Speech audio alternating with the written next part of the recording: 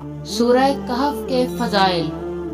Number 1، بیت اللہ شریف تک نور ہی نور۔ رسول اللہ صلی اللہ علیہ وآلہ وسلم نے ارشاد فرمایا، جو شخص سورہ کہف کی تلاوت کرے تو جس جگہ وہ تلاوت کرتا ہے وہاں سے لے کر مکہ مکرمہ تک کا تمام فاصلہ نور سے منور ہو جاتا ہے۔ نمبر 2، ایک جمعہ سے دوسرے جمعہ تک نور۔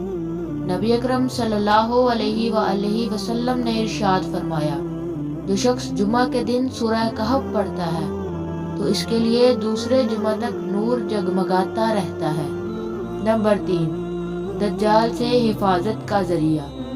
نبی اکرم صلی اللہ علیہ وآلہ وسلم نے ارشاد فرمایا، جو شخص سورہ کہف کو ایسے ہی پڑھے جیسے کہ وہ اتاری گئی ہے، یعنی تجوید کے ساتھ اچھے انداز سے، اور پھر وہ دجال کو پا لے تو دجال اس پر مسلط نہیں ہو سکے گا۔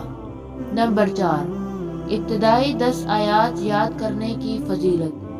نبی اکرم صلی اللہ علیہ وآلہ وسلم نے ارشاد فرمایا، جو شخص سورہ کہف کی ابتدائی 10 آیات یاد کرے گا وہ دجال کے فتنہ سے بچا لیا جائے گا۔ نمبر 5، آخری 10 آیات کی فضیلت۔ نبی اکرم صلی اللہ علیہ وآلہ وسلم نے ارشاد فرمایا، جس شخص نے سورہ کہف کی آخری 10 آیات یاد کی اور پھر دجال نکل آیا تو دجال اس پر غلبہ نہیں پا سکے گا۔